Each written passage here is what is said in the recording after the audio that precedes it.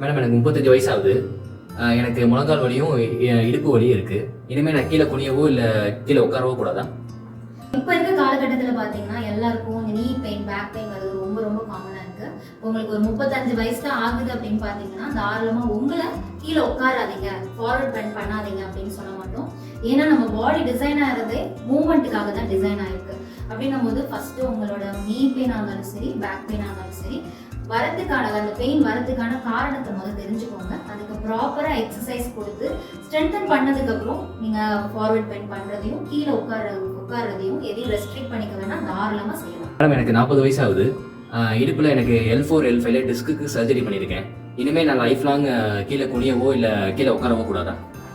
இப்போ உங்களுக்கு சர்ஜரி பண்ணியிருக்காங்க அப்படின்னும் போது உங்களோட விஷயங்களை வந்து short term goal, long term கோல்னு வச்சுக்கோங்க. சர்ஜரி பண்ணி இனிஷியல் ஸ்டேஜில் வரக்கூடிய பெயினாக இருந்தாலும் சரி, இல்லை உங்கள் மசில் ஸ்பாஸ்னால வரக்கூடிய ஸ்டிஃப்னஸாக இருந்தாலும் சரி, இல்லை மூவ்மெண்ட்டை வச்சு ஒரு பயம் வரும். அந்த மாதிரி விஷயங்கள் எல்லாம் ஃபஸ்ட்டு இனிஷியல் ஸ்டேஜில் உங்களோட எக்ஸசைஸ் பண்ணி ஃபஸ்ட்டு குறைச்சிக்கோங்க. அதுக்கப்புறம் லாங் டேர்ம் கோலில் நீங்கள் ஃபார்வர்ட் பெண்ட் பண்ணுறதையும் கீழே உட்கார்றது விஷயங்களையும் ப்ராப்பராக எக்ஸசைஸையும் அட்வைஸையும் ஃபாலோ பண்ணி தாராளமாக பண்ணலாம். ஏன்னா அந்த ஃபிசியோதெரப்பிலேயே ரீஹாபிலிட்டேஷன் அப்படின்ற பேர் அதுக்காக தான் இருக்குது. ஸோ ரீஹாபிலிட்டேஷன் அப்படின்னா என்னன்னா உங்கள் மூவ்மெண்ட்டை திரும்பி ரீஸ்டோர் பண்ணுறது. அது இந்த எக்ஸசைஸ் மூலமாக தான் நடக்கும். எக்ஸசைஸை ப்ராப்பராக பண்ணி தாராளமாக நீங்களும் கீழே உட்காரவும் செய்யலாம், ஃபார்வர்ட் பெண்டும் பண்ணலாம்.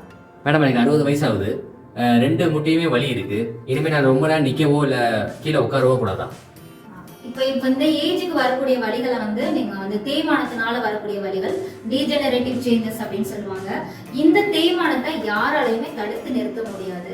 ஆனால் அந்த தேய்மானத்தினால வரக்கூடிய வலிகளை நம்மளால குறைக்கவும் முடியும், தேய்மானத்தை தள்ளி போடவும் முடியும். அது எதன் மூலமானா உங்க வாழ்க்கை முறைகளை மாத்திக்கிறது மூலமாகவும் உங்களோட எக்ஸசைஸை ப்ராப்பராக உங்க பயிற்சிகளை ப்ராப்பராக பண்றது மூலமாகவும் தான் நீங்க கண்ட்ரோல் பண்ணிக்கலாம்.